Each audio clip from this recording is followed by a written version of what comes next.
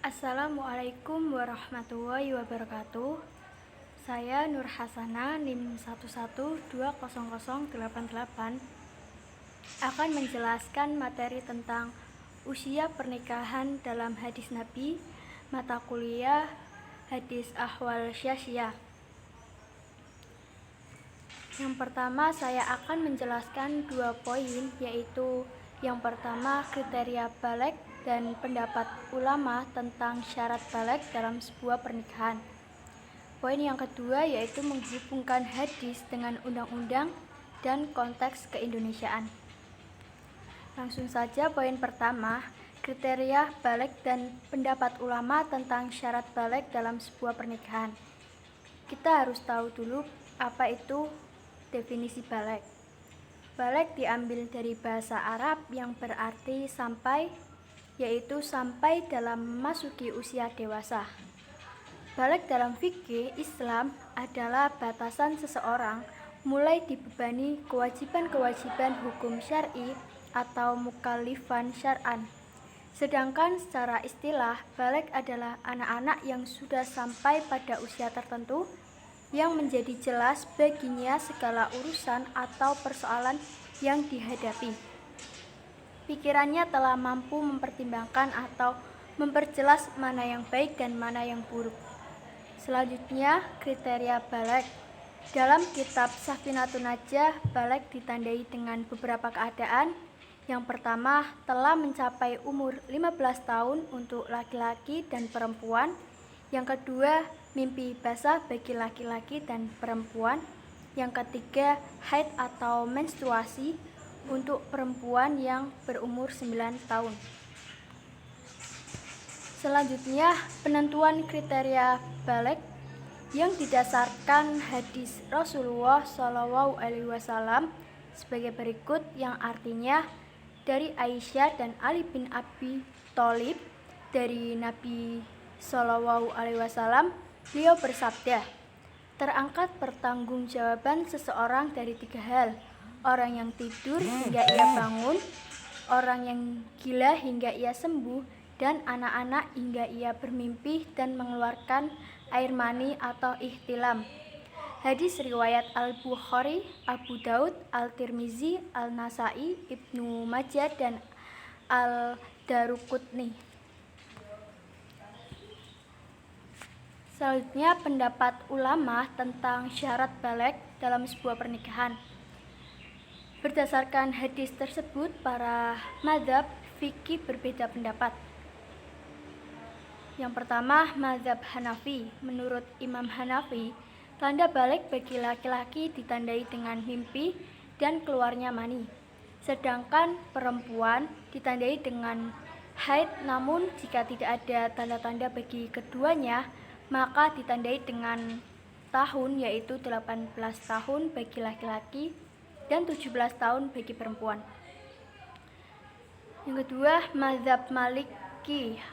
Menurut Imam Malik, baligh ditandai dengan tanda keluarnya mani secara mutlak dalam kondisi menghayal atau sedang tertidur, atau ditandai dengan beberapa tumbuhnya rambut di anggota tubuh. Selain itu, menurut Imam Malik, sebagaimana dikutip oleh Al-Qurtubi dan Al-Dardiri, mengemukakan batasan umur baligh bagi laki-laki dan perempuan adalah sama, yaitu genap 18 tahun atau genap 17 tahun memasuki usia 18 tahun. Yang ketiga, mazhab Syafi'i. Menurut Imam Syafi'i, bahwa batasan baligh adalah 15 tahun bagi laki-laki dan 9 tahun bagi perempuan. Yang keempat, mazhab Hanbali. Menurut Imam Hanbali, bagi laki-laki ditandai dengan mimpi atau umur 15 tahun. Sedangkan bagi perempuan ditandai dengan haid. Dalam keterangan-keterangan yang telah penulis paparkan di atas, dapat diketahui bahwa dalam hukum Islam, penentuan kriteria baligh tidak diatur secara jelas, baik di dalam Al-Quran maupun dalam hadis.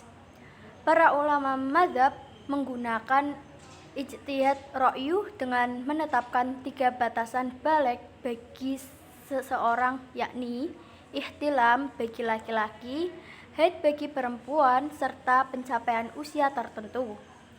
Dalam hal ini, para ulama mazhab berbeda-beda pendapat, dan batasan tersebut menggunakan prinsip mana yang lebih dahulu dicapai atau dipenuhi si anak, dan penentuan usia diterapkan apabila si anak belum mengalami ihtilam maupun haid khusus bagi perempuan.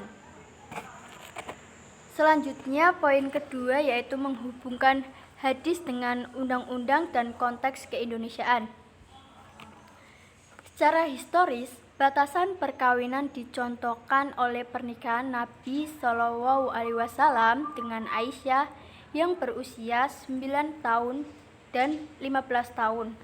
Batasan usia 9 tahun sebagaimana hadis yang diriwayatkan Imam Muslim yang berbunyi, Rasulullah menikah dengan dia atau Aisyah dalam usia 6 tahun dan beliau memboyongnya ketika ia berusia 9 tahun dan beliau wafat pada usia 18 tahun. Hadis riwayat Muslim. Sedangkan batasan 15 tahun sebagaimana riwayat Ibnu Umar, yaitu saya telah mengajukan kepada Rasulullah SAW untuk ikut perang Uhud yang waktu itu saya berusia 14 tahun. Beliau tidak mengizinkan aku, dan aku mengajukan kembali kepada beliau ketika perang Khoda, waktu itu umurku 15 tahun, dan beliau membolehkan aku atau untuk ikut perang. Selanjutnya, dari pembahasan mengenai kedewasaan menikah menurut hukum Islam dan hukum positif di Indonesia, maka dapat dilihat perbandingan tentang batas kedewasaan menurut kedua sumber hukum tersebut sebagai berikut. Hukum Islam menetapkan bahwa pada dasarnya kedewasaan dimulai dari ketika seseorang sudah mendapatkan ciri-ciri baligh seperti mimpi basah dan haid. Ketika tanda-tanda itu sudah didapat, maka saat itulah seseorang itu sudah menjadi mukallaf. Kriteria lain adalah cerdas dan pandai memelihara harta, siap mental dan fisik untuk menjalani kehidupan rumah tangga, mengerti dan mampu menjalankan hak kewajiban dalam rumah tangga, dan memahami bahwa perkawinan adalah bagian dari ibadah.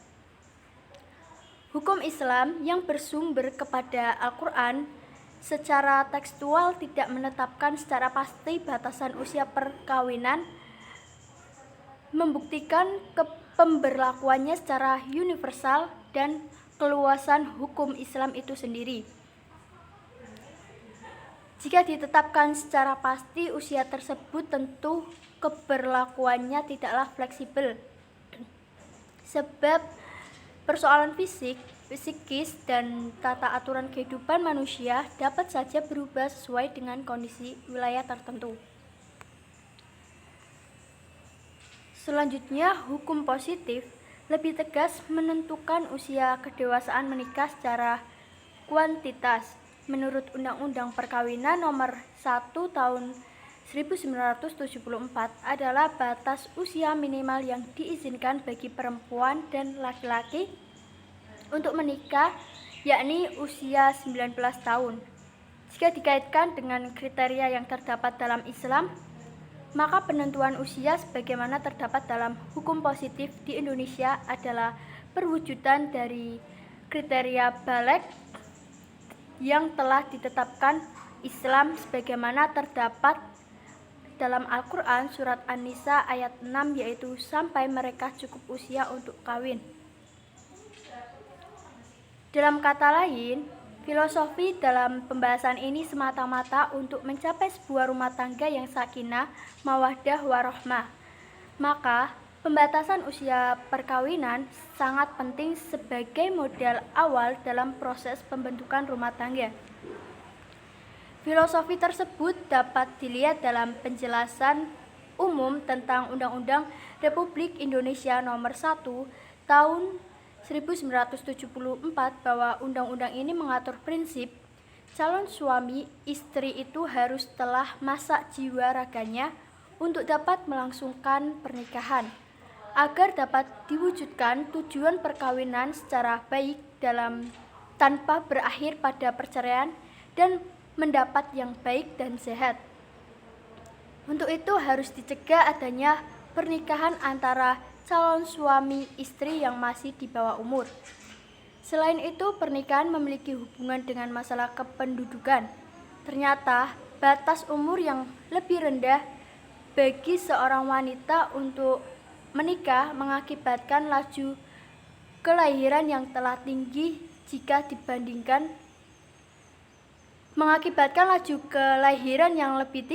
dibandingkan dengan batas umur yang lebih tinggi. Berhubungan dengan itu, maka undang-undang ini menentukan batas umur untuk menikah baik bagi laki-laki maupun bagi perempuan ialah 19 tahun. Terima kasih penjelasan dari saya. Selebihnya mohon maaf. Wassalamualaikum warahmatullahi wabarakatuh.